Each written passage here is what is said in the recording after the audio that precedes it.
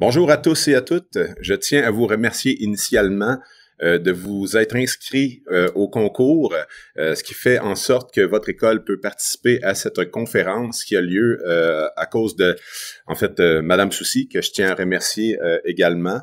Initialement. Merci d'avoir créé ce concours et de l'avoir mis en place. Merci également de m'avoir rejoint pour participer activement à ce concours et cette plateforme. Ce sont les journées de la persévérance scolaire qui sont en cours actuellement. Et c'est un honneur pour moi. C'est pas donné à tous les types de professions et à tout le monde de pouvoir avoir accès à vous, les étudiants, notre futur, les prochaines générations, les gens en qui on croit, on investit et qu'on encourage dans leur cheminement personnel. Donc, merci à vous de me donner cette opportunité. Maintenant, on va y aller d'une formule, évidemment, avec les circonstances actuelles. Ce n'est pas une conférence dans un auditorium dans lequel on a l'interaction avec les gens, où est-ce qu'on peut avoir cette énergie de sentir qu'il se passe un moment. C'est un petit peu plus difficile de créer ce genre de situation. Et je ne suis pas personnellement habitué aux plateformes web. La vaste majorité de mes interactions sont d'humain à humain, mais on doit s'ajuster, on doit faire avec. Et je vous lève mon chapeau, vous, étudiants de notre région, mais étudiants du Québec en général, de faire face à ce défi qu'on a au point de vue social et mondial. Qui est la COVID. On n'a pas le choix de le mentionner. Hein? on est tous dedans. Mais je vous lève mon chapeau. C'est tout un défi que vous vivez à votre jeune âge, que d'avoir cette éducation à temps partiel à la maison, en classe, et d'avoir aussi le cercle d'amis, le réseau social qui est affecté constamment. Et ça vous brasse beaucoup, je trouve, à un âge dans lequel aussi juste a priori, on est brassé à l'intérieur déjà, de toute façon. Donc, je vous lève mon chapeau, accrochez-vous, on va passer au travers, puis je suis persuadé qu'on s'en va. Tu sais, c'est le créneau, c'est ce qu'on dit depuis le début, ça va bien aller. Donc, on continue dans cette branche-là. Maintenant, comment ça va se passer aujourd'hui? J'ai essayé de réfléchir à, est-ce que je fais une conférence dans le sens où est-ce que c'est moi qui parle 45 minutes ou 45 minutes, 1 heure, peu importe le temps que ça va durer, ou est-ce que j'essaie de faire une formule un peu plus interactive. Donc, évidemment, je vais parler un peu de moi, me présenter, et par la suite, c'est de vous parler de mon cheminement et comment je suis parvenu à où est-ce que j'en suis actuellement, qui est entraîneur de la ligne à l'attaque avec les Alouettes de Montréal, mais j'ai également eu une carrière de joueur qui a duré une dizaine d'années, toute avec les Alouettes de Montréal également. Et comment ça s'est produit, comment ça s'est constitué et les réflexions que j'en ai fait au travers de mon cheminement de vie qui m'a amené à l'âge de 37 ans actuellement. Pour ce faire, j'ai pensé à la formule et je me suis dit, on va simuler des questions dans lesquelles je vais répondre. Et je pense que c'est le type de formule qui va nous permettre, à un certain sens, de connecter, c'est-à-dire que ce ne sera pas un long monologue. On va tenter de passer au travers plusieurs questions ensemble et par la suite, ça va être encore un remerciement et une ouverture avec vous. Donc, je vous remercie d'être présent encore une fois et c'est parti. De vous parler de mon parcours scolaire. Évidemment, ça peut remonter à très, très loin. On peut y aller jusqu'à la maternelle. Mais essentiellement, de mon parcours scolaire au niveau du primaire, j'ai eu quand même beaucoup de mouvements parce que j'ai fait pratiquement, de mémoire, je vais dire 9 écoles primaires différentes. J'ai bougé énormément dans ma jeunesse, mais ça s'est stabilisé avec le secondaire. J'ai eu 2 écoles secondaires. J'ai été au Frères du Sacré-Cœur à Bromptonville en secondaire 1 et 2. Et puis, par la suite, j'ai été à la polyvalente Hyacinthe Delorme pour mon secondaire 3, 4 et 5, ici à Saint-Hyacinthe. Et puis, par la suite, c'était, dans le fond, de décider quelle vocation, la fameuse question de secondaire 4 et 5. On commence à te poser la question à savoir qu'est-ce que tu veux faire dans la vie et d'essayer de te trouver une profession ou un champ d'études. pour continuer avec la scolarité. Et puis, pour moi, c'était extrêmement angoissant parce que j'avais aucune idée encore de ce que je voulais faire de ma vie. Les champs d'intérêt que j'avais à l'époque, c'était des champs d'intérêt principalement axés sur le monde musical. J'étais quelqu'un, puis je suis encore quelqu'un qui aime beaucoup la musique, qui écoute énormément de musique. Malencontreusement, je suis un petit peu resté accroché au passé à ce niveau-là. J'écoute encore la musique des années 90, grunge et le heavy metal. Je suis resté dans ce type de branche musicale dans mes goûts personnels. Mais quand même, ça m'a emmené à m'inscrire au cégep à Saint-Jean-sur-Richelieu et je voulais devenir technicien en électronique parce que quand même, c'est une vocation. Ben, en fait, c'est le champ d'intérêt que j'avais de savoir et de comprendre comment fonctionnait ce micro, comment fonctionnaient les colonnes de son. C'était de quoi était constitué un amplificateur, comment fonctionnent les systèmes de lumière, comment on arrive à tout synchroniser ça. Puis je m'étais retourné sur une réflexion et des observations que ma mère avait fait quand j'étais jeune, c'est que j'étais quelqu'un qui aimait beaucoup défaire les choses. Une radio, pour moi, je me souviens encore qu'on avait une radio à la maison qui servait plus à grand-chose. Et puis, j'avais été dans le garage et, et je l'avais tout démonté pour savoir, voyons, c'est quoi qu'il y a là-dedans? Qu'est-ce qui fait que ça projette du son? Puis, que tu sais, il y a personne d'enfermé clairement dans la boîte, mais comment cette boîte-là est fabriquée? Puis évidemment, lorsque tu ouvres un radio puis que tu as 7-8 ans, tu commences à défaire des morceaux, puis c'est bien rare que tu réussisses à le remonter. Donc, je m'étais questionné, puis juste avec cette ouverture d'esprit-là, je me suis inscrit au cégep de Saint-Jean-sur-Richelieu en me disant, je vais faire un deck en électronique et puis dans le but de devenir un technicien en électronique. Par la suite est arrivé dans ma vie le football. J'ai commencé à jouer au football au cégep de Saint-Jean-sur-Richelieu et pour ceux et celles qui ne le savent pas, le cheminement sportif amateur, c'est-à-dire de vouloir jouer au football et les aspirations personnelles de un jour être un joueur professionnel, ben le cheminement scolaire est étroitement lié, sont liés et même, je dirais, quasi indissociables pour devenir un athlète professionnel dans le monde du football américain, tel qu'on le connaît, soit la NFL ou soit la Ligue canadienne de football. L'éducation et la pratique de ton sport, ça va de pair. Et puis, je terminais mon deck en électronique. Et encore une fois, j'ai été élevé dans une entreprise familiale. On vendait des meubles d'antiquité et on faisait des encans. Et la nuance ou la notion qui a fait que je me suis inscrit en administration des affaires à l'Université Laval pour continuer également mon cheminement sportif, c'était tout simplement qu'un jour, je vais travailler pour une entreprise, je vais travailler ou pour le gouvernement ou pour un organisme, ou je vais tenter de fonder ma propre entreprise, ou je vais avoir une idée X, Y, mais bref, on finit tous par travailler pour quelqu'un ou fonder sa propre entreprise et travailler pour soi. Donc, d'avoir des connaissances de base dans le milieu des affaires, de comprendre un petit peu la machine et toutes les implications que ça prend pour opérer une entreprise et d'avoir des connaissances de base, ce sont des choses qui vont te suivre le restant de tes jours. Donc, je me suis inscrit en administration des affaires à l'Université Laval. Depuis ma graduation, depuis que j'ai terminé mon bac en administration des affaires, j'avais entamé les études de la maîtrise en finance.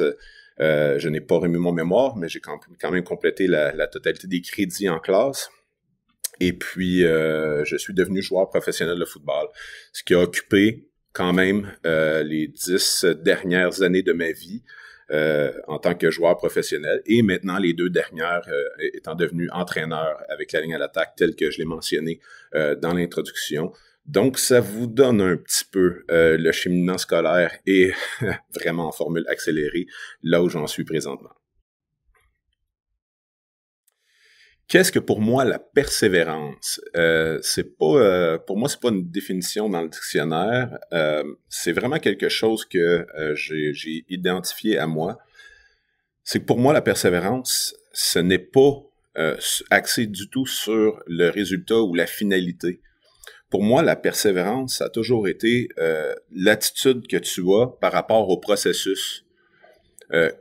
De la finalité, le fameux moment, si on peut le mettre sur des accomplissements sportifs ou des accomplissements personnels, des championnats ou de surmonter une adversité personnelle et de dire oh je suis passé par-dessus, c'est la finalité, c'est comme si on veut le bonbon, le nanan à la fin qui fait que bon ça brille ou c'est quelque chose d'exceptionnel.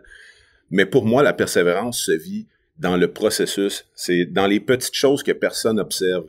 Un exemple notoire pourrait être c'est un exemple qui m'a été apporté aujourd'hui, mais lorsqu'on voit un humoriste qui se fait remettre une plaque en quoi il a vendu 500 000 billets, puis qui a fait la tournée du Québec, puis 500 000 billets vendus, wow, c'est magnifique, une belle plaque, en quoi c'est tout un accomplissement, c'est un grand succès, on est fiers de cette personne-là, puis on lui fait savoir, c'est la finalité. Le processus, la persévérance, c'est les heures et les heures et les heures de transport pour se promener partout dans le Québec. La persévérance, c'est comment dire, c'est la renonciation, le coût de renonciation qu'on pourrait appeler, c'est le nombre d'heures qu'il n'a pas passé, mettons, avec sa femme, ses enfants, qu'il n'a pas vu sa famille proche. C'est les multiples plateaux, entrevues et tout ce qui peut être connexe à, si on veut, la passion que cette personne vit et l'atteinte de comment dire de cette fameuse reconnaissance. Il est là, elle est là la persévérance. C'est le processus, c'est en quoi c'est pas facile et tu te dois d'avoir une bonne technique ou un plan mis en place pour t'aider à reconnaître à la fois tes réussites et tes échecs. Et où sont les menaces qui entourent cette atteinte de vision ou de but que tu t'es fixé à l'origine. Donc, c'est ce que ça représente pour moi, la persévérance. C'est de vraiment dire, OK, au quotidien, qu'est-ce que je fais qui m'emmène vers ce que je veux être? Et toutes les embûches qui sont rencontrées en cours de route, c'est la beauté. C'est ce que moi, j'approprie au mot persévérance. Concrètement, comment je façonne mes buts? C'est pas une recette que j'ai inventée. C'est quelque chose parce que lorsque je fais les conférences avec le programme Ensemble à l'école, qui est avec les Alouettes de Montréal, qui m'a emmené à faire une multitude de conférences. C'est quelque chose qui m'a été enseigné et qui est venu parce que j'ai fait partie du programme dès ma première année où est-ce que j'ai été recruté par les Alouettes. Et puis, c'est quelque chose qui m'a suivi. Puis c'est juste un outil de travail. C'est quelque chose qui me permet de mettre tout le temps les choses en perspective. Premièrement, c'était de dissocier qu'est-ce qui est la vision de soi-même, qu'est-ce qu'on veut devenir, vers quoi on aspire, où est-ce qu'on veut se diriger. C'est-à-dire, en quelque sorte, la finalité. Et que sont les buts? Quelle est la différence entre les deux? Puis la grosse nuance qu'il y a entre les deux, c'est la notion du contrôle. Devenir un artiste international, devenir un sportif professionnel, à moins d'être à la fois son gérant, à la fois sa maison de production, à la fois son réseau de distribution de vente, et de contrôler de A à Z tout le spectre au complet, il reste quand même que si t'es chanteur dans la vie ou si t'es un artiste peintre, tu peux faire tout ce que tu veux dans la mise en marché, tu ne peux pas acheter toi-même ce que tu as à offrir. Et c'est là, ce n'est pas sous ton contrôle, c'est la vision, c'est ce vers quoi tu aspires, mais il faut toujours avoir en tête qu'est-ce que je contrôle, qu'est-ce que je ne contrôle pas. Et c'est là que le but est différent de la vision. Lorsque tu veux devenir un joueur professionnel de football ou un athlète olympien, les buts doivent être constitués de choses concises sur lesquelles tu peux te focusser et mettre ton attention. Donc, quand je fabrique un but, je le fabrique avec quoi? Ben, premièrement, je l'ai mentionné. Ça doit être sous mon contrôle. Puis ça, c'est quelque chose qui est immédiat. Dès que je me fabrique un but, que ce soit un but pour ma vie de famille, que ce soit un but pour mon travail, que ce soit un but pour tout simplement ma vie sociale avec mes amis, que c'était au niveau que ce soit pour mon éducation future ou actuelle par rapport à un sujet X, Y, ça doit être des choses qui sont sous mon contrôle. Maintenant aussi, ça doit être mesurable. C'est-à-dire, lorsque je me fixe un objectif, je me fixais un objectif en tant que joueur professionnel, je savais qu'il y avait la saison morte. Et durant la saison morte, je connaissais, mettons, à titre d'exemple, les capacités que j'avais antérieurement par rapport au bench press ou à un entraînement de vitesse ou quelque chose qui avait rapport à ma condition physique, mon poids, des choses qui étaient mesurables. Ça doit être mesurable. Parce que si on veut se comparer à avant, il faut que ce soit quantifié, que ce soit pas nécessairement un sentiment, mais que ce soit quelque chose que tu es capable de constater. Est-ce que tu vis une réussite ou un échec par rapport au but que tu t'étais fixé? Encore une fois, ce qui est important de comprendre, c'est qu'on parle encore d'une finalité. Entre les deux, tu n'as pas perdu ton temps. Tu n'as jamais perdu ton temps parce que tu travaillais avec quelque chose en tête que tu avais mesuré et qui était sous ton contrôle. Le troisième élément, c'est que ça doit être positif. Je vous donne un exemple facile. Lorsque j'ai commencé à jouer au football, on me disait tout le temps de pas mettre ma tête dans le bloc. Là, on me disait tout le temps, mets pas ta tête dans le bloc, mets pas ta tête dans le bloc. C'est-à-dire que, comme technique sportive, lorsque tu es un joueur de ligne, tu dois puncher avec tes mains et le mouvement avec tes mains recule ta tête. Donc, tu fais le punch et tu recules également ta tête du même coup. Mais si tu penses constamment à « mets pas ta tête dans le bloc, mets pas ta tête dans le bloc », ben c'est pareil comme si je vous disais « pense pas à un crayon ». Tu penses automatiquement à un crayon. Donc, tu penses au négatif des choses. Et à partir du moment où est-ce que je me suis tourné à me dire « je vais jouer avec le dos droit », ben si tu joues avec le dos droit, tu ne peux pas avoir la tête par en avant parce que ton dos est droit. Donc, si je pense à garder mon dos droit, le bloc va bien s'effectuer, puis la technique appliquée et la technique adéquate. Mais c'est juste de mettre l'accent sur le côté positif des choses. C'est-à-dire, ne pas, mauvaise formulation. Essaie de modifier les mots par rapport à ton but, qui vont faire en sorte que cette interprétation-là et ce but-là, une fois concrétisé, soit positif. Positif pour toi, positif de façon écrite. Évidemment, je viens de le dire de façon écrite. Matérialise tes buts. Une idée. Et puis là, je vous invite à utiliser quelque chose qui est fantastique et que j'ai appris à utiliser lorsque j'ai commencé à jouer au football. Et là, je dois l'avouer candidement, je n'étais pas quelqu'un qui utilisait beaucoup son agenda. J'avais tendance à mettre les choses que j'avais à effectuer dans ma tête. Mais quand c'est dans ta tête, c'est voué à s'en aller vers quelque chose qu'on appelle l'oubli. En matérialisant une idée, on se crée une responsabilité. Et lorsque j'utilise un agenda maintenant, que ce soit l'agenda sur mon téléphone cellulaire, une tablette, en fait, maintenant, tous les agendas peuvent être synchronisés, je sais que j'ai une assignation et que j'ai quelque chose à faire. À partir du moment où est-ce que je sais que je ne peux pas effectuer cette responsabilité, si je sais que je ne peux pas accomplir cette responsabilité, il y a deux choses qui se produisent. Premièrement, c'est soit que j'ai un sentiment de culpabilité parce que je suis pas capable de faire ce que je suis censé faire. Et deuxièmement, c'est que je le réaffecte à une autre case horaire.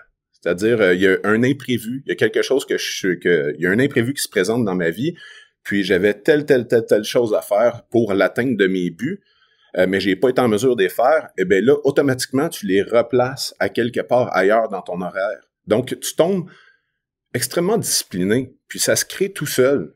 Puis c'est quelque chose de très, très simple à faire. Donc, lorsque vous vous faites un but, ne le gardez pas seulement entre vos deux oreilles. Mettez-le en quelque chose qui se matérialise. J'en reviens un peu à l'exemple.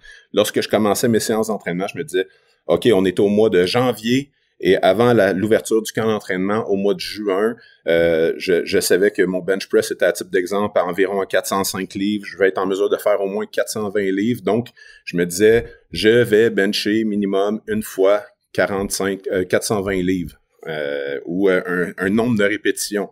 Et là, tout au long de ma saison morte, je savais que c'était mesurable, que c'était important pour moi, que c'était matérialisé et puis que c'était sous mon contrôle. C'est-à-dire ma fréquence d'entraînement, et puis d'être responsable au travers de toute ma progression. Maintenant, dans tous les buts, il y a évidemment la façon qu'on va les formuler, son contrôle. Il faut être capable aussi également d'identifier les menaces. Les menaces par rapport à ce but ou cet objectif qu'on se fixe à court terme pour atteindre notre vision. Ces menaces-là sont lesquelles, dans le fond? Il y a le manque de capacité naturelle. Puis moi, ça me fait toujours bien rire de parler des capacités naturelles, personnellement, parce que lorsque j'étais au secondaire, si on veut en quelque sorte, j'étais quelqu'un qui était, encore une fois, animé par la musique. J'aimais beaucoup la musique. Je composais des chansons. Et puis, je chantais mes chansons. J'en ai même déjà enregistré, tu sais, à l'époque sur un ordinateur. Puis, je jouais ma guitare, puis je chantais. Mais chanter, j'ai l'oreille, mais j'ai pas la voix. Mon spectre, si on veut, vocal, est assez limité. J'ai une voix qui est ronde, grave, et puis qui je vais dire pesante. Peut-être qu'elle fit ma personne aussi, ma morphologie. Mais j'ai une grosse voix, et puis le type de musique que je composais, c'était une musique à connotation beaucoup plus émotionnelle. Tu sais, je partageais beaucoup mes émotions au travers ma musique. Est-ce que mes capacités vocales m'auraient permis de dire « Ah, OK, je vais devenir un artiste hors pair », je ne le sais pas. Mais clairement, j'aurais jamais été en mesure de chanter des chansons là avec un grand registre. Et puis ça fait partie de mes capacités, mes limitations de capacité naturelle. Maintenant, encore une fois, je dis, ça t'empêche pas de devenir un grand chanteur. Leonard Cohen est devenu un artiste reconnu, et vous ne le connaissez peut-être pas, mais c'est un Montréalais qui a eu une carrière internationale exceptionnelle. C'est arrivé tard dans sa vie, et puis il y avait une des voix les plus graves qu'on peut entendre au niveau musical. Donc, ça ne te limite pas dans tes opportunités nécessairement, mais il reste quand même que c'est ton registre et c'est tes capacités naturelles. Si tu veux être un joueur de basketball, tu te dois de diversifier ta menace personnelle. Si tu es un joueur qui mesure moins que 6 pieds, tu te dois de devenir vraiment bon dans les lancers francs, dans les lancers de 3 points, et puis de trouver d'autres forces ailleurs, parce que clairement, la grandeur naturelle que tu as ne te mettra pas en position avantageuse dans un sport où est-ce que le critère numéro 1, habituellement, c'est d'être un géant. Donc, c'est toujours de pouvoir reconnaître que c'est une menace à l'atteinte de ton but. Tu as la menace d'un manque de capacité naturelle. Maintenant, la deuxième menace profonde, c'est un manque de savoir. Et puis, le manque de savoir, ça s'exprime comment? Quand on aime quelque chose, puis ça, je trouve que c'est fantastique, quand on a une passion, quand il y a quelque chose vraiment qui nous anime à l'intérieur, qui nous fait vibrer, puis qu'on tombe en amour avec cette chose qu'on fait, que ce soit de la peinture, de l'écriture, encore une fois, les multiples passions qui existent, la danse, le chant, l'expression artistique en général, ou le sport, c'est des choses qui viennent nous chercher, la littérature, l'écriture. Donc, à partir du moment que tu trouves cette flamme-là à l'intérieur de toi, tu te fabriques tes buts qui veulent t'emmener vers ta vision. Évidemment, tu les établis, tu les mets en place, mais il faut toujours se questionner, est-ce que j'en sais assez? Je vais revenir aussi à l'exemple, encore une fois, de la musique. Pour moi, j'ai commencé à jouer de la musique, puis j'ai tout le temps tout joué par oreille. Encore une fois, aujourd'hui, si je prends une guitare puis je commence à jouer de la guitare, je ne sais pas c'est quoi je joue. J'en ai aucune idée. Je sais juste qu'à mon oreille, ça sonne bien. Puis j'aime ce que je fais. J'aime créer. J'aime. C'est quelque chose qui me passionne encore, mais je n'ai aucune idée de ce que je fais. Donc, est-ce que je me limite naturellement, dans une certaine mesure, à l'expansion de mes capacités musicales? Oui. 1, ça me force à être créatif, mais 2, je manque énormément de savoir. Je ne sais pas lire de partitions musicales. Je ne pourrais pas me présenter dans l'Orchestre symphonique de Montréal et dire je peux jouer n'importe quel instrument. Je pense que j'en aurais la capacité. Tu me donnes un peu de temps, je vais jouer avec, puis je vais faire les sons, mais j'aurais aucune idée, encore une fois, de qu'est-ce que je fais. Tu me mets devant un piano, j'essaie de trouver les tonalités qui m'intéressent, mais je n'ai aucune idée. Tu sais, je sais do, ré, mi, fa, sol, la, si, do, mais tu sais, le si bémol est à quel endroit? Il faudrait que je me mette à y réfléchir. Donc, mais mon savoir par rapport à la musique s'est retrouvé à être très limité, en fait. Troisième facteur qui peut t'emmener à échouer, si on veut, ou une menace par rapport à l'atteinte de ton objectif, de ton but, c'est un manque de support social. Ça s'explique comment? Personne n'arrive à rien sans personne. Avoir un support social, c'est le monde d'opportunités, le monde d'informations autour de toi, les gens qui peuvent avoir une influence positive. Qui peut t'aider à l'atteinte de cet objectif-là? Tu te fixes un objectif par rapport à un petit but, puis comme j'ai dit, c'est 100% il faut que ce soit 100% sous ton contrôle. Mais si tu avais à identifier les petites choses que tu contrôles pas, est-ce qu'il y a des gens qui peuvent t'aider à venir aussi pallier aux autres manques? Tu as un manque de savoir, oui, tu peux aller te chercher un livre, mais ce livre a été écrit par quelqu'un. Donc, tu as besoin d'un support social, l'accès à l'information, et c'est primordial lorsque tu veux atteindre ta vision de toi, la vision de toi-même plus tard, ou qu'est-ce que tu souhaites devenir. C'est primordial de découvrir, est-ce que j'ai un manque de support social et comment puis-je pallier à ça? Est-ce que j'ai une personne ressource qui connaît quelqu'un d'autre, qui pourrait m'aider à en connaître plus sur le sujet, ou qui pourrait m'aider dans ma technique, ou qui pourrait m'aider, et c'est le concept fondamental même du coaching, c'est le concept fondamental même de l'enseignement. C'est tout simplement de dire, on a un support social qui est en place. Est-ce que j'ai une défaillance à ce niveau-là et comment je peux attaquer ce sujet-là? Est-ce que je peux aller chercher de l'aide? Et puis, une des plus grandes sources de courage, c'est d'être en mesure d'avouer qu'on a besoin d'aide. Et parfois, de juste maintenir le silence, c'est de se limiter. Et dans le fond, à partir de ce moment-là, on se donne une menace profonde qui est un manque de support social, parce qu'on n'a pas demandé la question. On n'a pas cherché à avoir cette aide en place. Souvent, ce qui vient nous limiter à aller chercher de l'aide, ben c'est quoi? C'est le manque de prise de risque, qui est le dernier facteur de menace de l'atteinte d'un but. Qu'est-ce que je veux dire par le manque de prise de risque? Est-ce que ça vous est déjà arrivé, et moi ça m'arrive encore à certains moments, de ne pas comprendre quelque chose et de ne pas poser de questions? De crainte d'être le seul qui n'ait pas compris. Une gêne, ou peu importe la situation, d'être en classe, ou de dire je veux pas retarder le groupe, je veux pas annoncer que je ne comprends absolument rien de ce concept-là. C'est un manque fondamental de prise de risque. On pourrait l'appliquer encore une fois, je reviens souvent à ce modèle-là, mais on l'applique encore une fois, mettons, à la musique. Pour moi, j'ai jamais tenté de faire un spectacle, j'ai jamais tenté de mettre une chanson sur Internet, j'ai jamais tenté de me partir une page YouTube puis juste jouer mes chansons. J'ai jamais exposé ça, je l'ai fait pour moi, puis maintenant, je suis rendu à 37 ans, puis je n'ai pas nécessairement envie de le rendre public, je le fais vraiment pour moi, 100% pour moi, puis je n'ai pas besoin de dire « Ah, je vais gagner ma vie avec la musique ou quoi que ce soit ». Je le fais encore vraiment juste parce que j'aime ça. Mais si j'aspirais à avoir une vision de moi long terme, à dire un jour je vais faire un spectacle puis il va y avoir une foule puis les gens vont aimer ça, mais que je suis jamais sorti de mon salon, que je me suis jamais exposé, que j'ai jamais essayé de montrer aux autres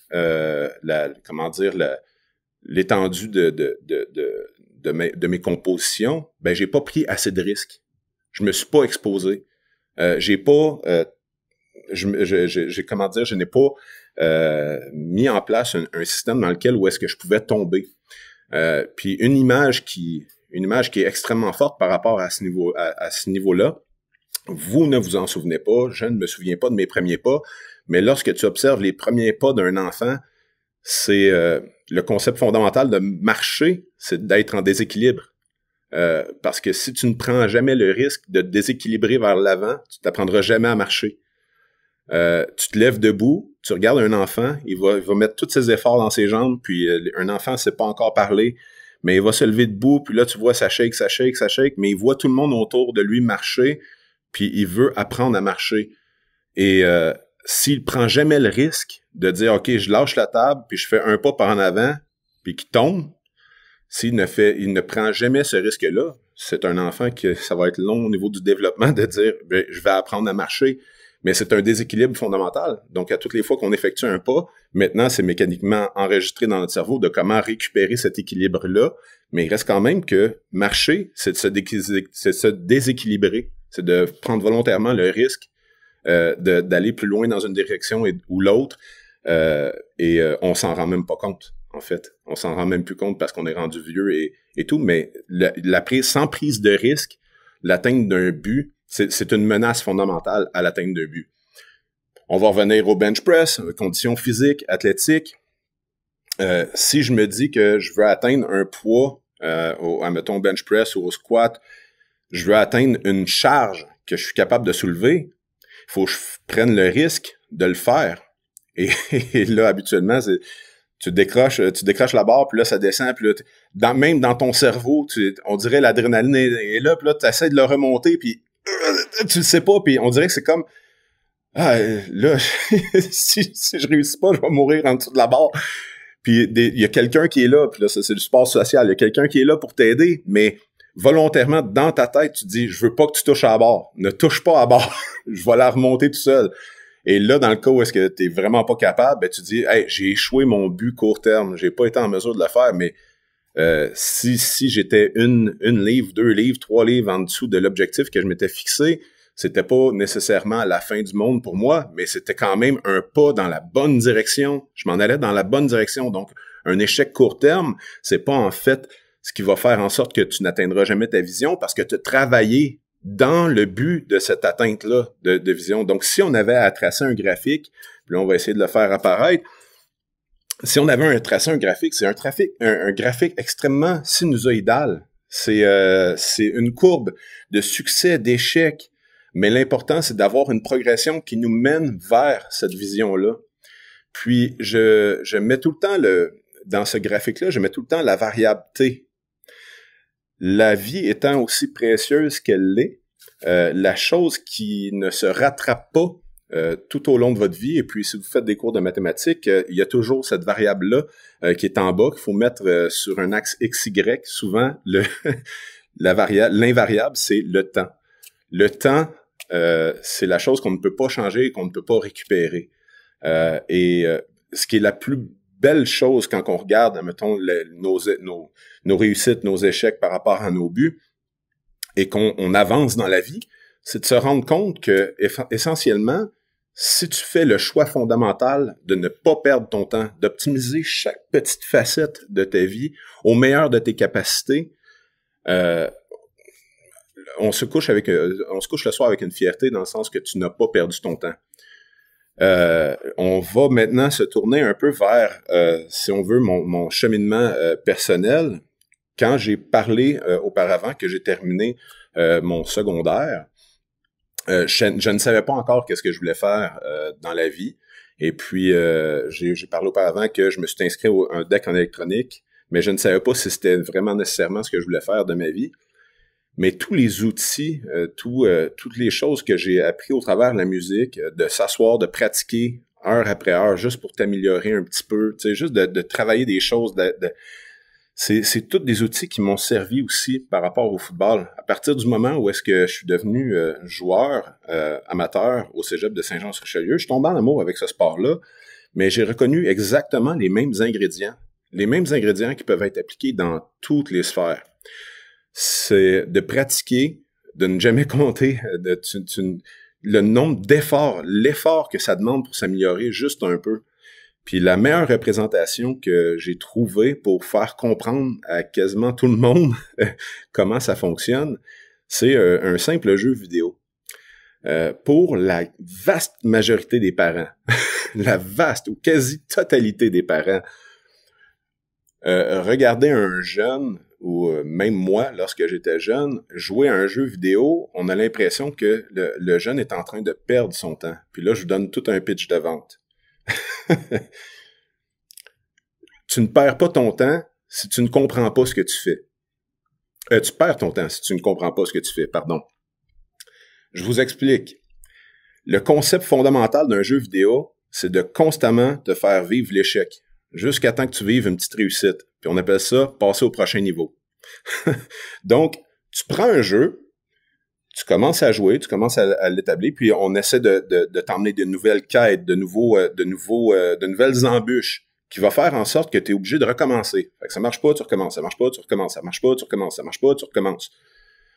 Ça marche, tu réussis, tu passes au prochain niveau. Tu continues à faire chaque niveau, un après l'autre, puis à un moment donné, qu'est-ce qui arrive? Ben, tu as terminé, si on veut, le jeu, où tu as fait ce que tu avais à faire avec ce jeu-là, et qu'est-ce qui se passe la vaste majorité du temps? Tu le prends, tu le mets à quelque part, puis tu y touches plus jamais. Tu ne joues plus jamais à ce jeu, parce que c'est maîtrisé. Tu as maîtrisé le jeu, tu as investi ton temps, puis tu aimais ce que tu faisais, fait que tu calculais même pas ton temps, tu étais juste vraiment absorbé par ce que tu effectuais.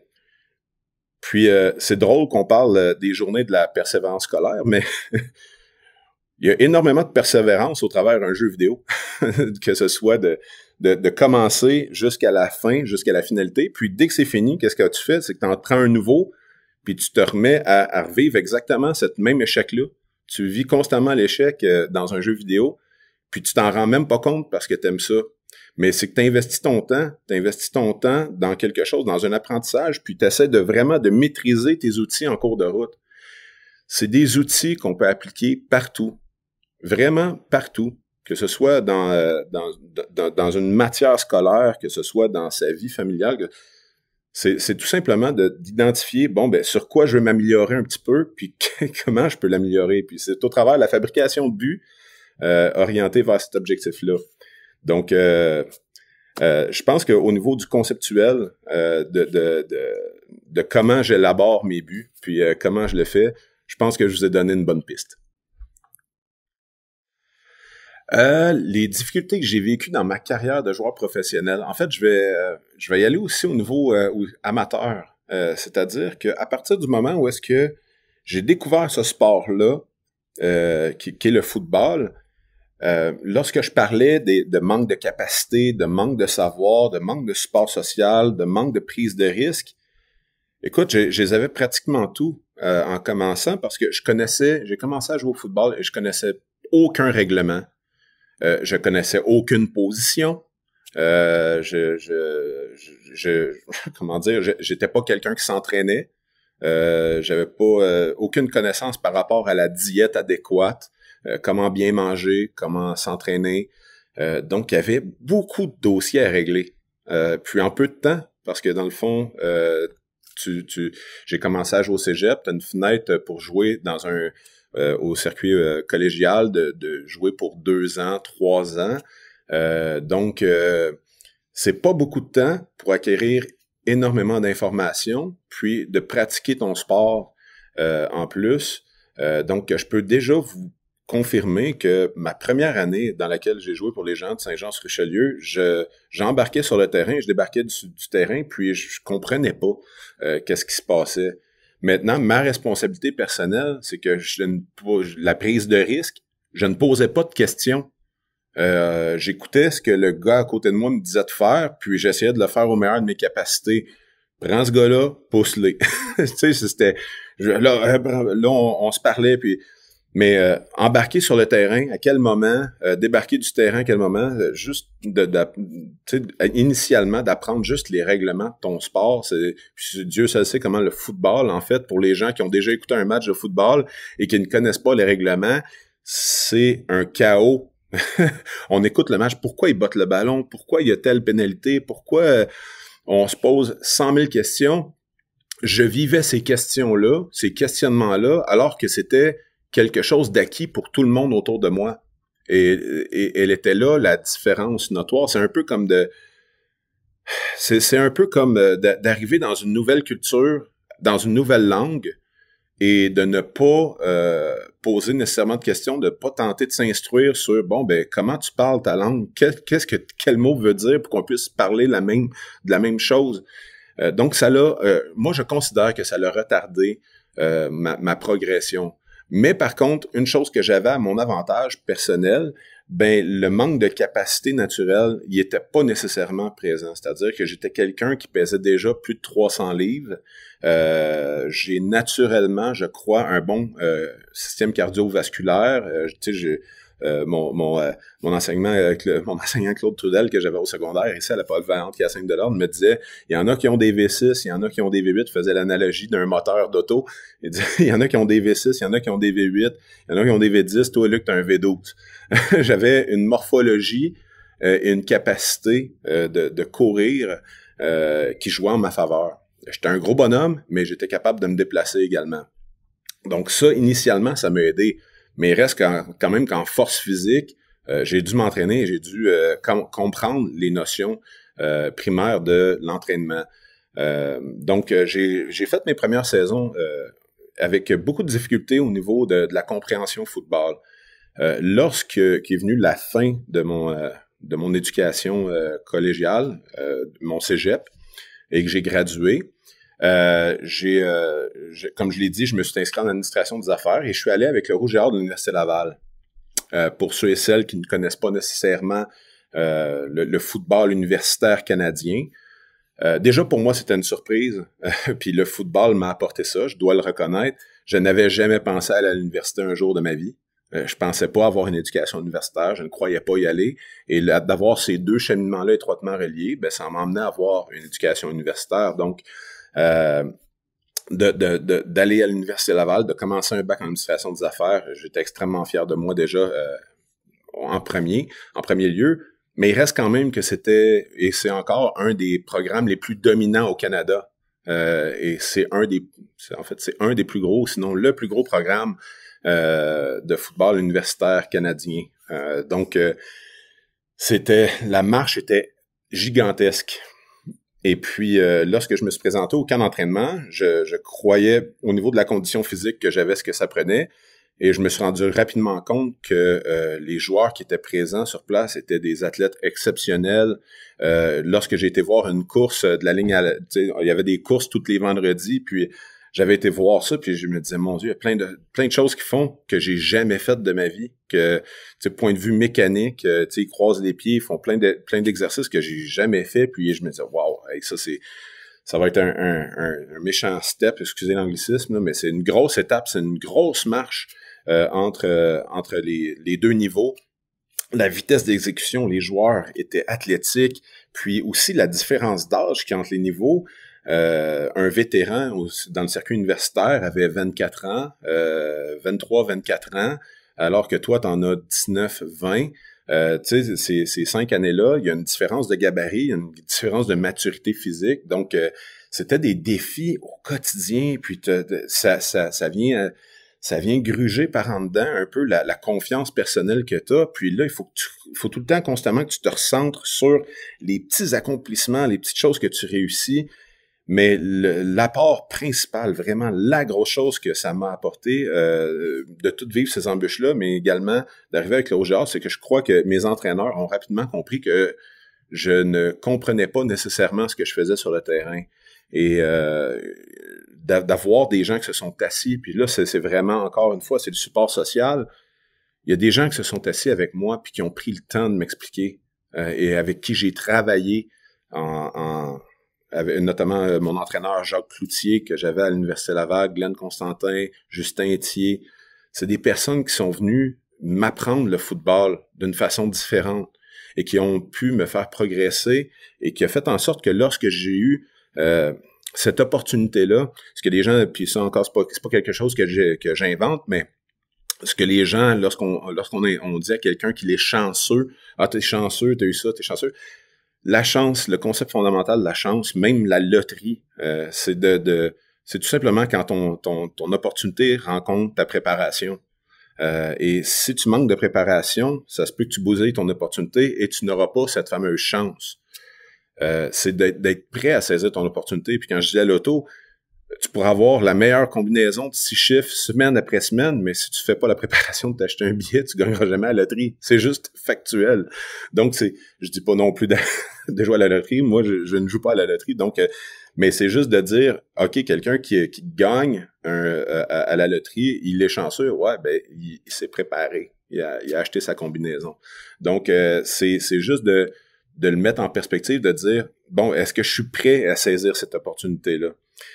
J'ai fait mon stage universitaire, et puis là, quelle difficulté que j'ai rencontrée à la fin de mon stage universitaire, c'était que c'était le fameux moment du repêchage, le repêchage de la Ligue canadienne. Lorsque tu joues dans une équipe, tu penses pas à, tu penses jamais à toi. Tu le fais pour l'équipe, t'es à l'intérieur de l'équipe, tu fais partie de ton noyau, puis c'est un accomplissement commun. Mais il y a un moment où est-ce que c'est lorsque tu essaies de franchir le niveau suivant, que ce soit quand tu joues à une école secondaire, que tu aspires à jouer dans un cégep, là tu te dis la portion que je contrôle pas, c'est est-ce que je vais me faire recruter. La portion que tu contrôles, c'est est-ce que je vais envoyer du film à tous les cégeps. Est-ce que je vais m'assurer qu'ils sachent reconnaître et qu'ils aient vu de l'information à mon égard. Tu peux même pas savoir s'ils l'ont regardé, mais de l'avoir envoyé, c'est que tu te prépares. Tu essaies de faire voir tes capacités. Et lorsque tu finis ton cégep, c'est le même boulot qui doit être effectué pour avoir une opportunité universitaire. Mais t'as quand même si tu as la possibilité de le faire, tu peux choisir l'institution dans laquelle tu vas aller faire tes études. Mais quand tu arrives au rang professionnel, c'est que tu as fait 3 ou 4 ans ou 5 ans, 4 ans universitaires, et tu te prépares, si on veut, en quelque sorte, toute ta carrière amateur pour potentiellement devenir un professionnel. Donc, c'est le moment de rayonner, c'est le moment de démontrer ton savoir-faire. Il y a des camps d'évaluation. Et je me souviens, lorsque je me suis présenté au camp d'évaluation, je faisais partie des espoirs qui pouvaient sortir potentiellement en première ronde et deuxième ronde. On avait une forte cohorte de joueurs de ligne offensive à ma position qui étaient disponibles pour le repêchage. Et puis, lorsque les tests physiques se sont présentés, j'étais prêt. C'est-à-dire que j'ai fini dans le top 5 des plus forts, j'ai fini dans les top 2, top 3 des joueurs les plus rapides à ma position avec mon gabarit. Donc, au niveau des comparables, je me situais très, très bien. Et il est venu le moment de ce qu'on appelle les affrontements 1 contre 1. Donc, on place un joueur devant toi. Toi, tu te places à ta position. On simule une remise en jeu avec quelqu'un qui snappe le ballon, la poule qui snappe le ballon. Et tu te dois de bloquer le joueur en face de toi jusqu'à temps qu'il y ait le coup de sifflet des entraîneurs et des évaluateurs. Je me suis planté royalement. J'ai eu une très, très mauvaise séance dans pratiquement toutes les répétitions que j'ai eues. Qu'est-ce que ça a eu comme conséquence pour moi? Je ne sais pas si vous avez déjà entendu parler de ça dans la NFL. On appelle ça le Mr. Irrelevant, Monsieur Insignifiant en français. C'est-à-dire qu'il y a toutes les rondes de repêchage qui se passent une après l'autre.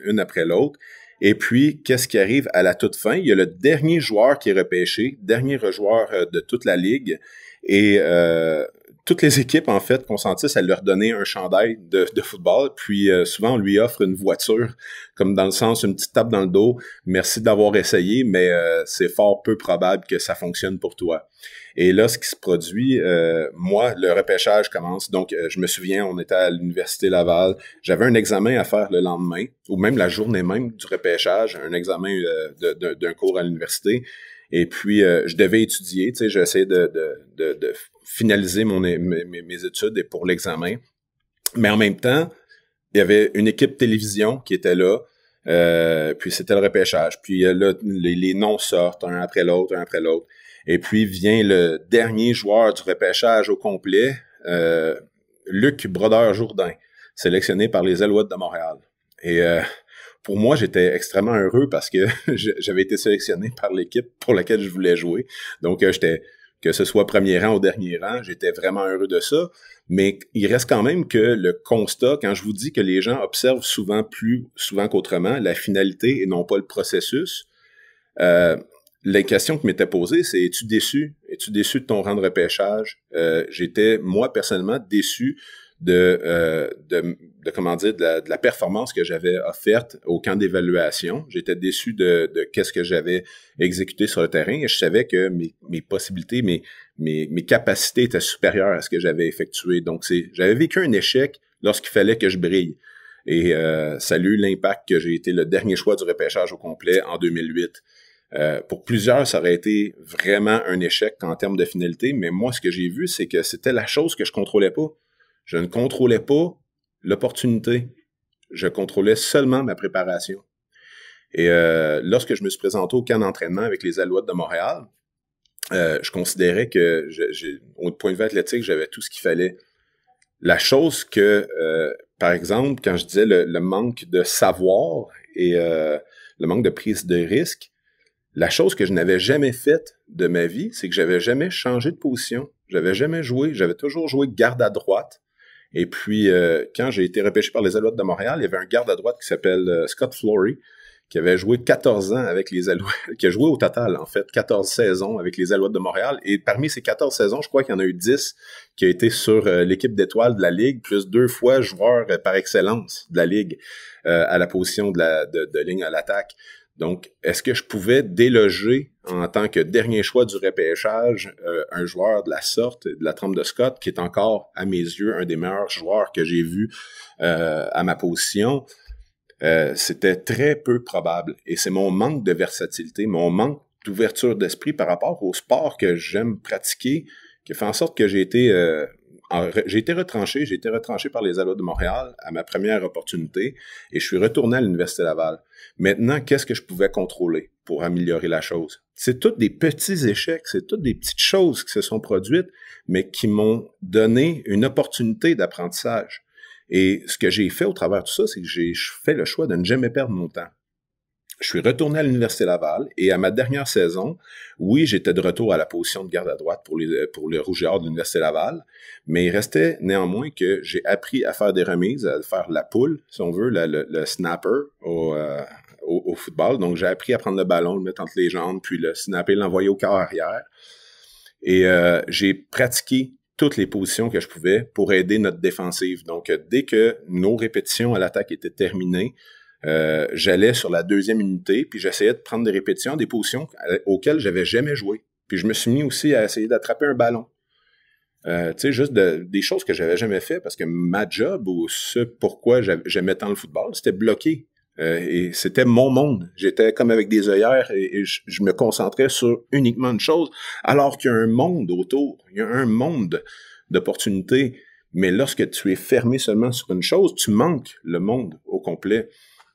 Donc, j'ai enlevé mes œillères par rapport à mon propre sport. Je me suis dit, je vais faire le maximum de choses. Puis, si j'ai une deuxième opportunité avec les Alouettes de Montréal, ce que je vais leur démontrer, c'est, oui, ma condition physique, elle va être exceptionnelle, mais ma versatilité va être grandement améliorée.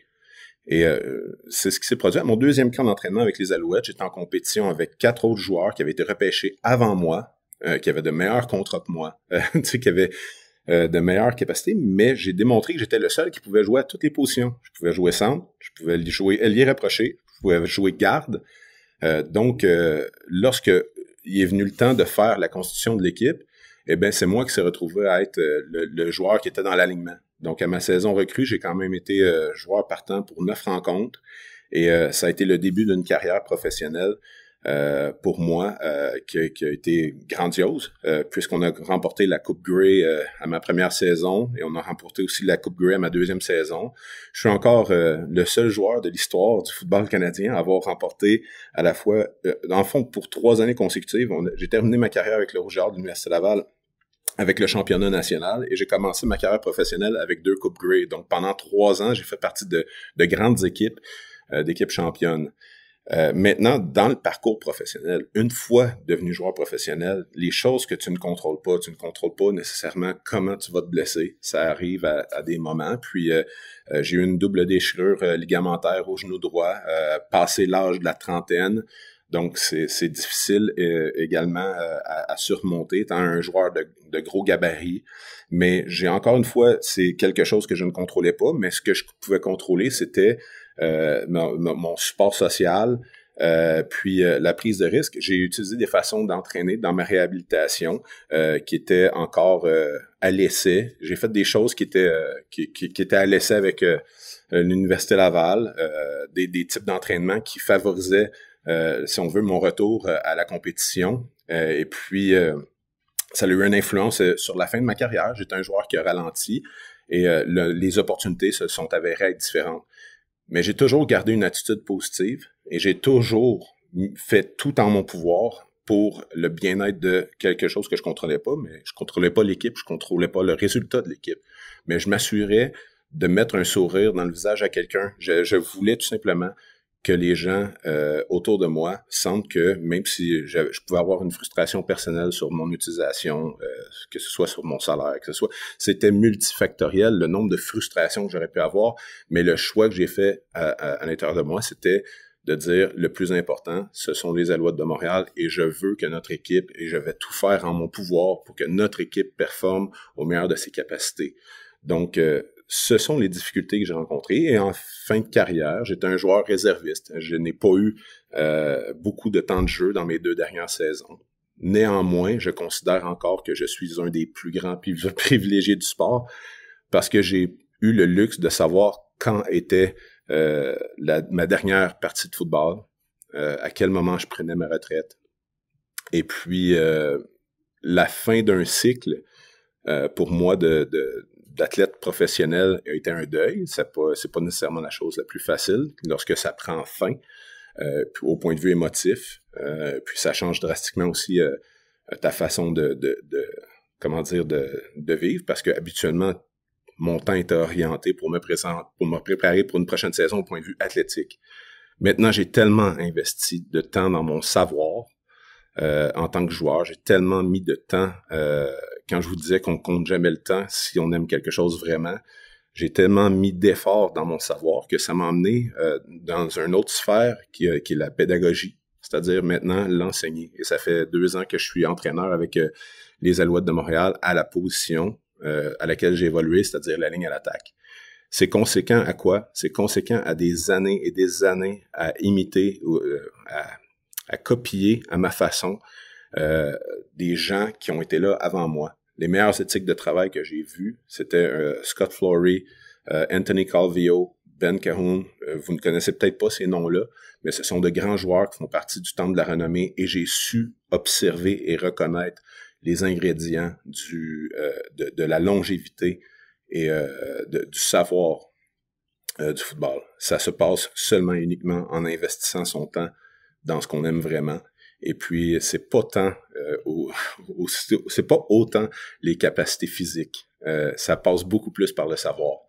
Et c'est ce qui est exceptionnel. C'est encore une fois une chance que j'ai eue, une opportunité et de la préparation. Mais d'avoir une transition vers le monde du coaching, je suis extrêmement reconnaissant envers l'organisation des Alouettes de Montréal. Et puis, c'est quelque chose qui est survenu grâce aux heures et aux heures et aux heures que j'ai investi dans mon savoir et puis je crois et dans mon éthique de travail, puis l'organisation est en mesure de l'observer et le reconnaître. Donc, ça fait le tour un peu de mon parcours. Je vous remercie d'avoir assisté à cette conférence. À la fois, ce n'est pas nécessairement interactif, mais je suis encore une fois hyper reconnaissant envers Madame Chantal Soucy et reconnaissant envers vous, jeunes étudiants, d'avoir participé au concours et du même coup avoir inscrit votre école pour cette conférence. Je me considère un privilégié, oui, du sport, mais un privilégié social, parce qu'encore une fois, c'est pas tout le monde qui peut s'adresser à vous. Et puis, de pouvoir le faire comme je le fais aujourd'hui. Je vous remercie de votre présence. Et puis, bonne fin d'année scolaire. L'avenir est entre vos mains.